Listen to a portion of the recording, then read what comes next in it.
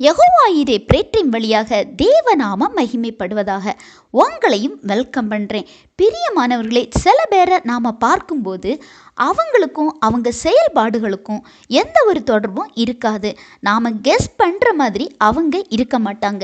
எனக்கு தெரிந்த ஒரு ஊழியக்காரரை பார்க்கும்போது அவர் படிக்கலை, பெரிய தோற்றம் இல்லை, ஆனால் அவரை ஆண்டவர் யூகிக்க முடியாத அளவுக்கு ரொம்ப வல்லமையாய் பயன்படுத்துவாங்க. யாருடைய தோற்றத்தையும் பேசுகிறது இல்லைங்க, உலக பார்வையை வைத்து சொல்கிறேன். நிறைய பேர் கூச்ச சுபாவம், பயப்படுகிற சுபாவம் உள்ளவங்களா எல்லாம் இருப்பாங்க. ஆனால் ஒரு மனிதத்துவம் எப்படி இருந்தாலும் ஆண்டவர் ஒரு மனிதனை பயன்படுத்த நினைத்தால் அவர் எவ்வளவு சீரோவாக இருந்தாலும் அவர் பெயரை உயர்ந்த நிலையில் மாற்ற முடியும்.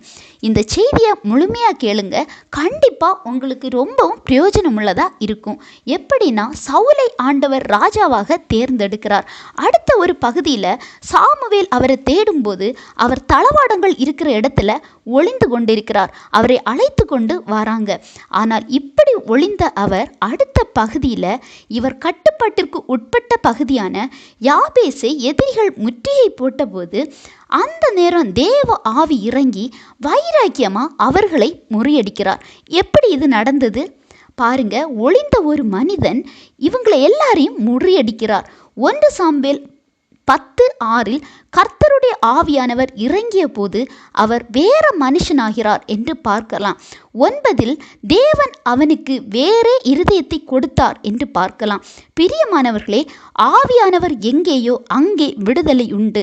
அதாவது எப்பேற்பட்ட ஒன்றும் அறியாத நபரையும் எந்த நிலைமையிலையும் ஆவியானவர் அவனுக்குள் செயல்பட்டால் அவனுடைய மதிப்பு, அவன் மீதுள்ள பார்வை மாறும்.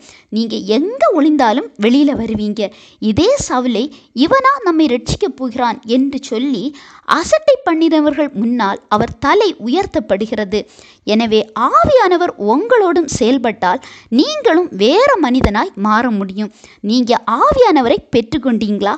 அப்படி ஒரு அனுபவம் இல்லைன்னா நீங்கள் கேட்டு கண்டிப்பாக பெற்றுக்கொள்ளுங்க. ஆவியானவரை, அதாவது அபிஷேகம் பெற்றுக்கொண்ட நபர்னா அந்த கனலை நீங்கள் ஜெபித்து அனல் மூட்டி புதுப்பீங்க. சவுலை போல ஏற்ற நேரம் உங்கள் நிலை உயரும். இந்த செய்தி உங்களுக்கு பிரயோஜனமாக இருந்திருக்குன்னு நம்புகிறேன். ஆண்டவர் தாமே இந்த வார்த்தைகள் மூலம் உங்களை ஆசீர்வதிப்பாராக.